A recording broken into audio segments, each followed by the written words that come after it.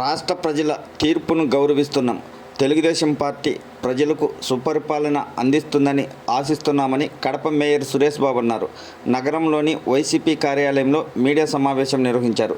ఈ సందర్భంగా ఆయన మాట్లాడుతూ రాష్ట్రంలో అనేక చోట్ల టీడీపీ నేతలు ప్రభుత్వ స్థలాలు కబ్జా చేశారు.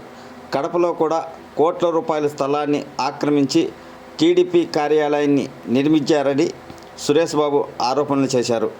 అన్ని అనుమతులు తీసుకున్న తర్వాతే వైసీపీ కార్యాలయం నిర్మాణం చేపట్టినట్లు మీడియా ద్వారా ఆయన వెల్లడించారు. మంగళగిరి ఇది శ్రీకాకుళం ఇది మీ ప్యాలెస్ల లైవా? అమరావతి మీరు చూడండి,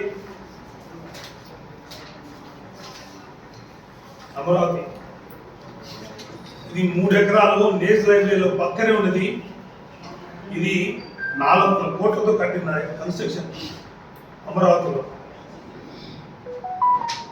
ఇది శ్రీకాకుళం, నడిబొడ్డున శ్రీకాకుళం. మీరు 2016 ఇచ్చిన జీవోతోనే కట్టినారు. అంటే మీరు కడితే ఒకటి, మేము కడితే ప్యాలెస్లు, మీరు కడితే పూరి గడిచారు. న్యాయం ఉండాలి ఎక్కడన్నా కానీ.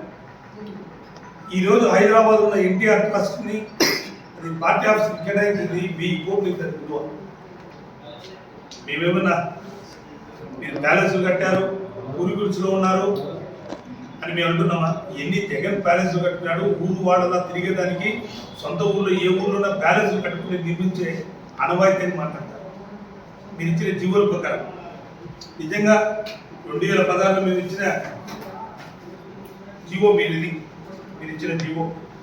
ఆ రోజు మా కార్పొరేషన్ సైట్లో మేము ఇవ్వకూడదని మేము ఇస్తే మీకు మళ్ళా సివిల్ సప్లై ఆఫీసు నడిబొడ్డున్న నేషనల్ హైవేలో అది కేటాయించడం జరిగింది ఎకరా స్థలం. అక్కడ మీకు నిర్మించలేదు కాబట్టే వాళ్ళు క్యాన్సిల్ చేసి సివిల్ సప్లై పెట్రోల్ బంక్ పెట్టడం జరిగింది. అంటే మేము కట్టే ఒక రోజు, మీరు కట్టే ఒక రోజు. ఈరోజు